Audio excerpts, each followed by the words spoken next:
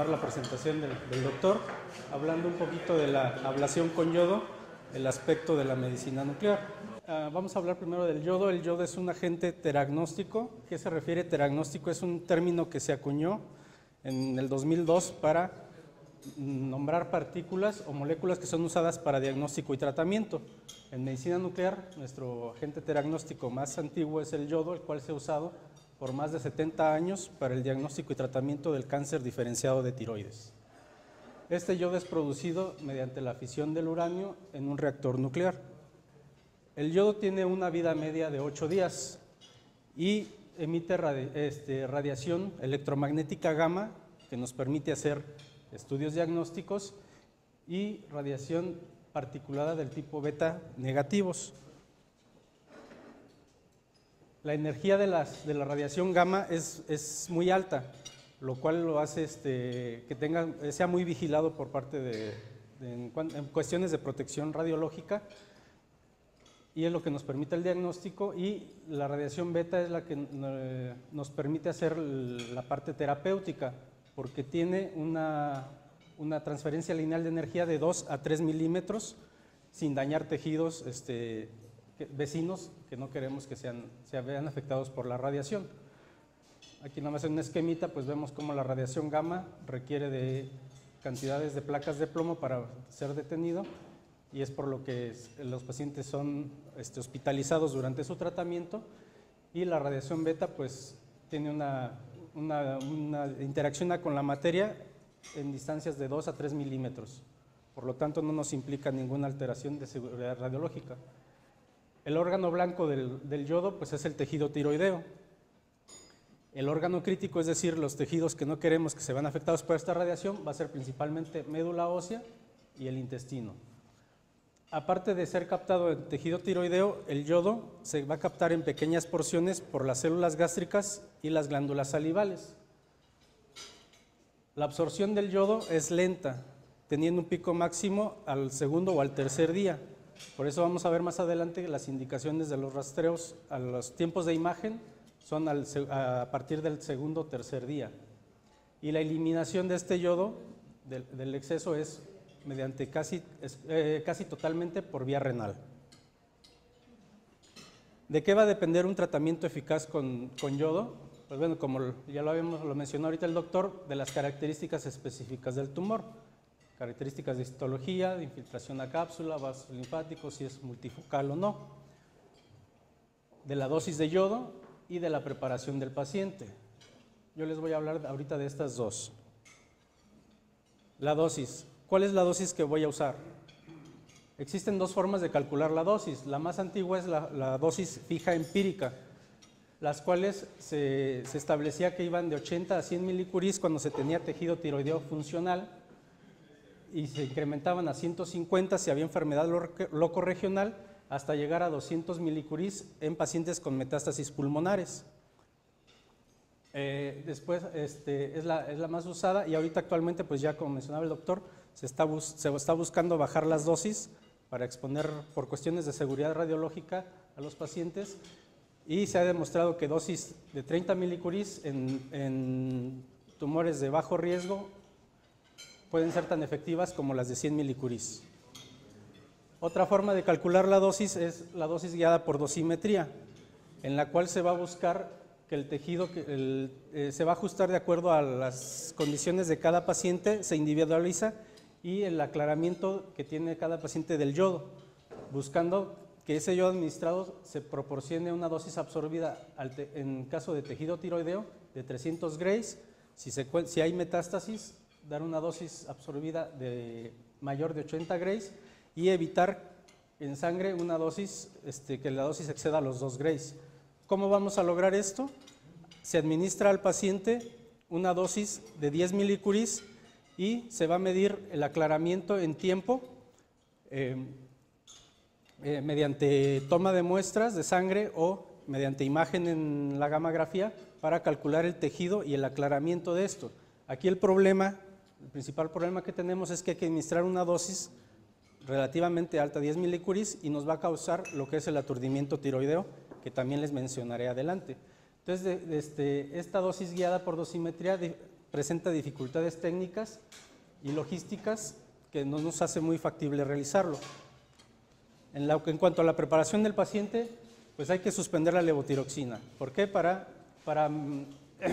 la suspensión de la levotiroxina va a incrementar va a estimular al importador de sodio-yodo, mejorando la captación del radioyodo.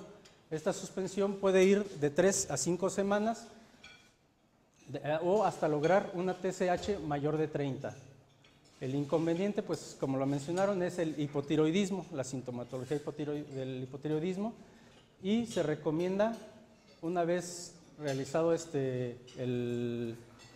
suspendida la levotiroxina, realizado ya sea el rastreo diagnóstico o la dosis de yodo, no iniciar la levotiroxina antes de 2 días, por la cuestión que les mencionaba. La absorción del yodo es lenta y tiene un pico a los 2 días.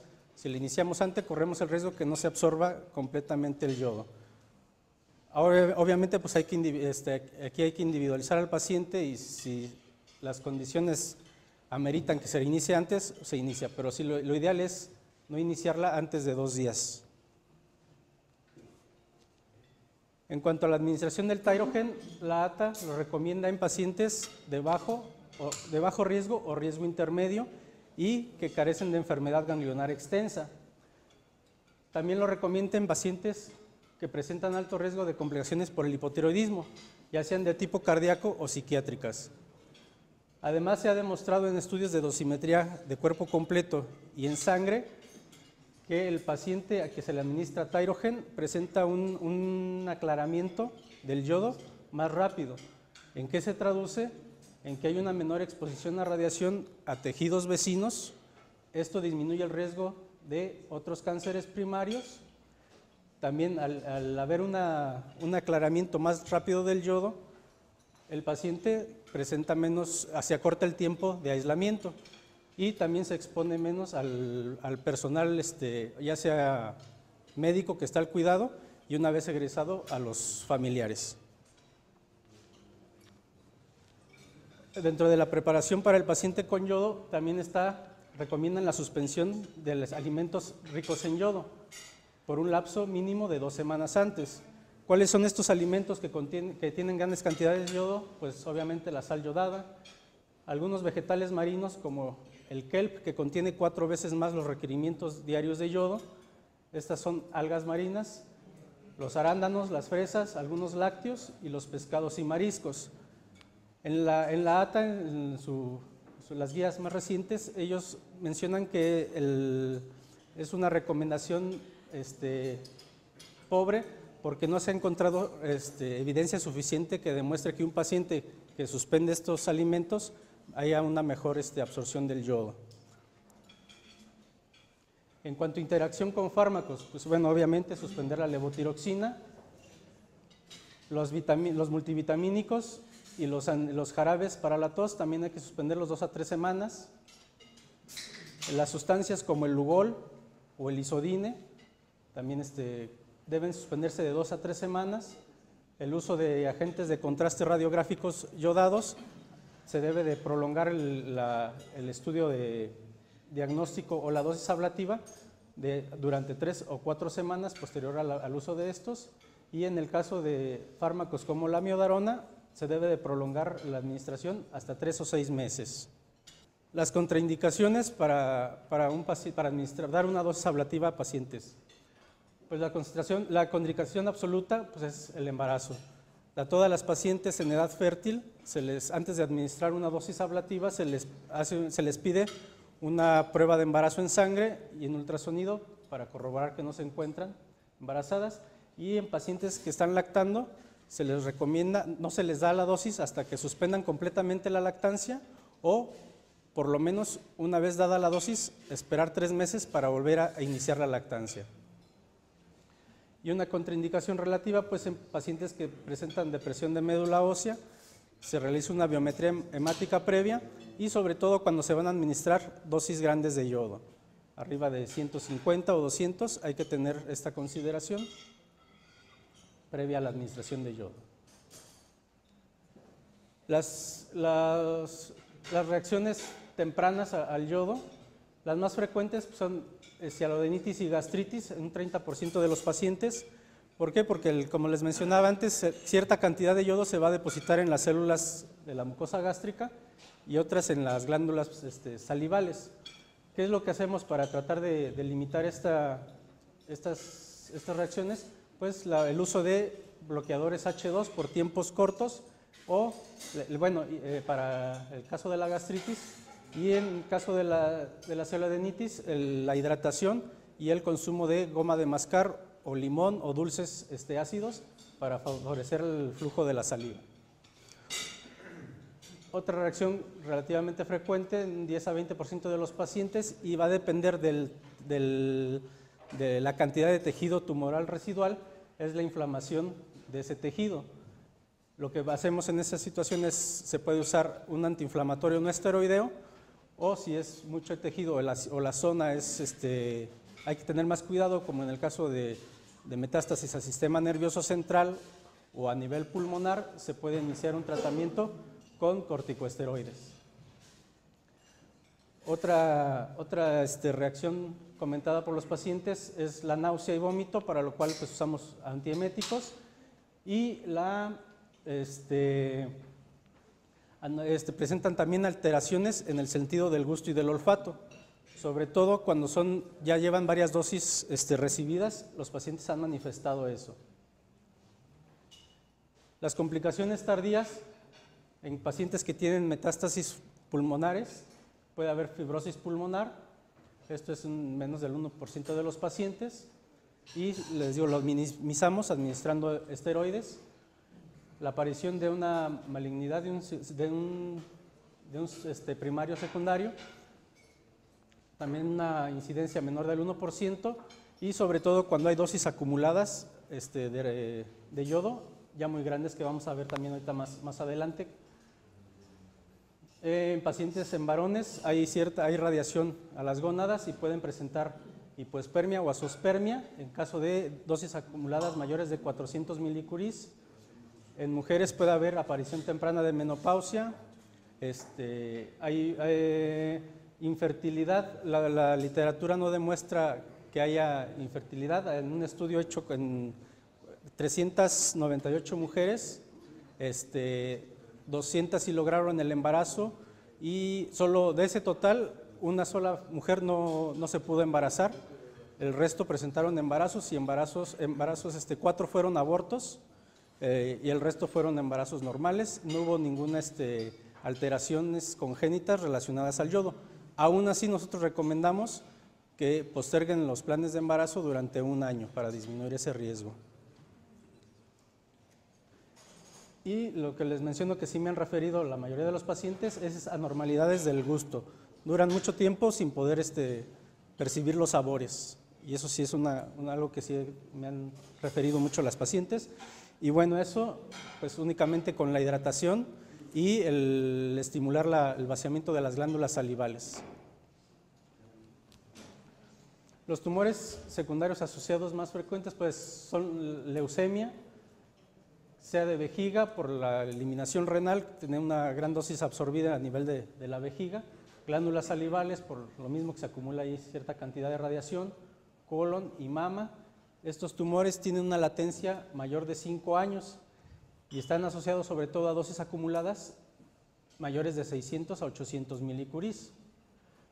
Hay riesgo de mielodepresión, y esta está asociada a dosis de 1 milicurí o más. Y bueno, ¿cuál es la dosis acumulada? ¿Cuánta dosis de yodo puedo darle a un paciente?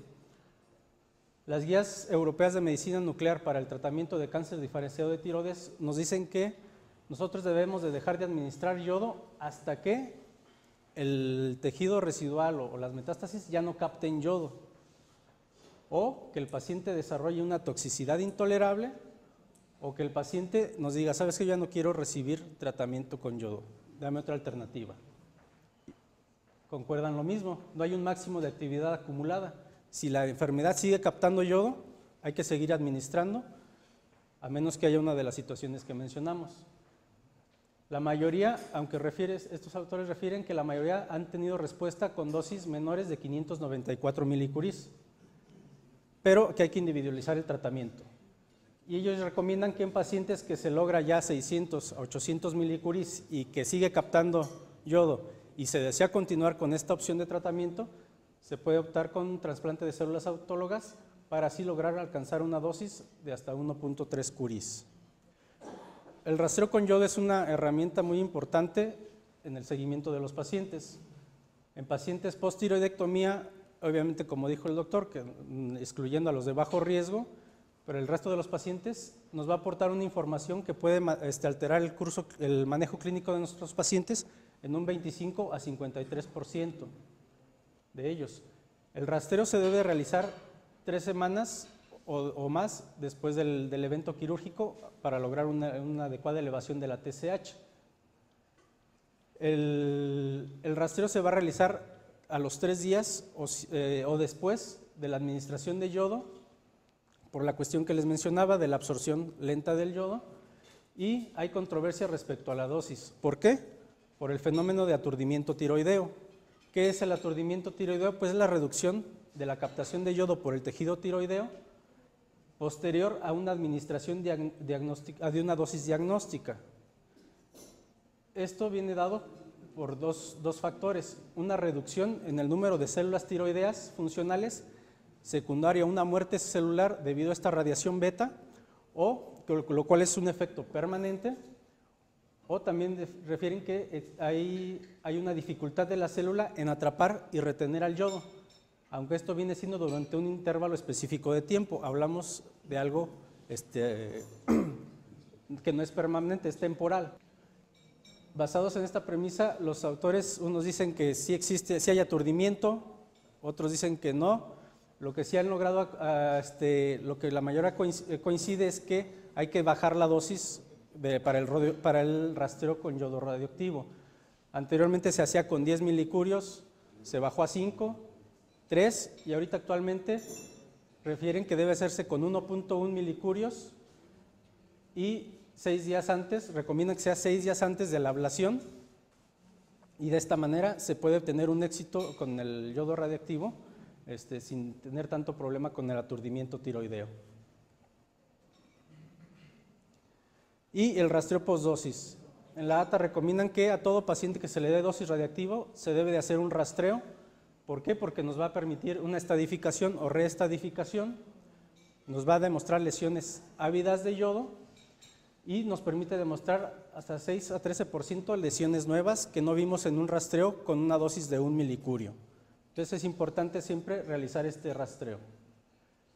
El tiempo de rastreo postdosis es a los 7 días a 10 días. No se ha encontrado diferencia en los tiempos. Algunos querían hacerlo de una manera más temprana para tratar de identificar más lesiones a los 3 días, pero no hay estudios que demuestren que el hacerlo más temprano te permite detectar más lesiones. En cambio, sí, por cuestiones de seguridad radiológica del personal que lo realiza, que elabora, lo realizamos de 7 a 10 días post-tratamiento. Y bueno, todo esto del yodo está normado por la cuestión que les mencionaba, la alta energía de las gamas que van a irradiar a la persona, público general, familiares y personal. Está normado y los pacientes, esta es la norma donde dice que los pacientes que presentan una rapidez de exposición mayor a 5 deben de ser atendidos en una habitación de ciertas características. Para darnos cuenta, más o menos ponerlo en números, un paciente que le hacemos un rastreo con 5 milicurios presenta una rapidez de 1.5 miliröntgen, es ambulatorio y no requiere medidas adicionales. Una dosis de 30 milicurios presenta una rapidez de exposición aproximada de 3 a 4 miliröntgen, es ambulatorio y también no requiere muchas indicaciones o mayores indicaciones de seguridad radiológica. A un paciente que le administramos dosis mayores de 100 presenta una rapidez de exposición de 20 a 25 miliröntgen por hora. Es por eso que debe de quedarse hospitalizado hasta lograr esta rapidez de exposición. ¿Para qué? Para evitar radiar a las personas, al público general. Estos pacientes que son ingresados para hacer las dosis ablativas, pues se les dan ciertas indicaciones de seguridad radiológica. Las principales pues es el tiempo, distancia y blindaje, estar el menor tiempo a la mayor distancia del resto de las personas, haciendo énfasis en mujeres embarazadas y niños. Entonces, por eso los primeros días se quedan en una habitación especial y aun cuando salen se les comenta que traten de mantener esas indicaciones hasta un lapso de 7 días. Como la eliminación veíamos que era casi exclusivamente renal, pues se les indica una hidratación con abundantes líquidos durante ese lapso de 7 días y como se va a estar eliminando por la orina, al paciente se le indica bajarle al sanitario 2 a 3 veces cada vez que lo utilice durante este periodo. Y bueno, les mencionaba que aunque no ha habido, no se ha demostrado infertilidad o defectos congénitos asociados al uso de radioyodo, de todos modos se les recomienda evitar el embarazo durante mínimo 1 año.